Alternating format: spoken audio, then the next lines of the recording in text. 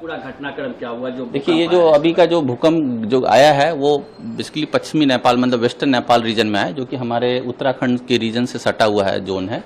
और ये जो अर्थक्वेक जहां आया है वो हमारे जो दो प्लेट्स हैं, जो इंडियन प्लेट और यूएसएन प्लेट, उसकी कोलिजन बाउंड्री पर आया है। और अगर पास्ट में भी अर्थक्वेक देखें तो यहाँ पर नवंबर में भी अर्थक्वेक आ चुके हैं, अभी रिसेंट में जनवरी में भी आए हैं, दैट इज 6.3 मैग्नीट्यूड का अर्थक्वेक था, ठीक है, जो कि दिल्ली में भी फेल्ट हुआ।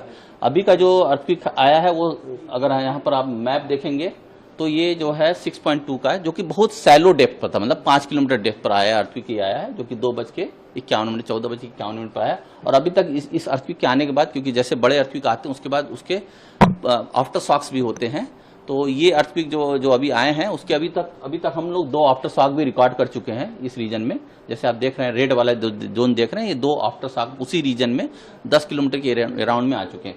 और जैसा कि मैंने पहले ही बताया कि ये कोलिजन बाउंड्री यहाँ पर अगर पास्ट में भी देखें तो बड़े अर्थक्वेक आ चुके हैं, जैसे नवंबर में आए हैं 5.8 के, 6.2 के जनवरी में आए, और ये भी जो है ये 6.2 का फिर ये अर्थक्वेक है। ये सब जितने भी अर्थक्वेक हैं ये सब वेस्टर्न नेपाल में कंसंट्रेटेड है।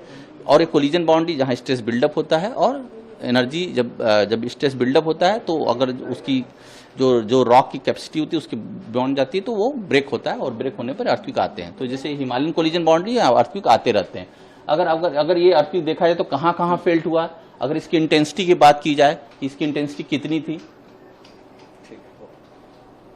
तो अगर यहाँ पर देखें तो इस अर्थक्वेक की इंटेंसिटी अगर देखा जाए तो 6 था, जो कि हम लोग ने इमीडिएटली अर्थक्वेक जैसे डिसमिनेट किया उसका 6। और दिल्ली में अगर आप देखें तो ये स्लाइटली फेल्ट था, मतलब 3 की मैग्नीट्यूड थी दिल्ली रीजन को जो कवर करता है।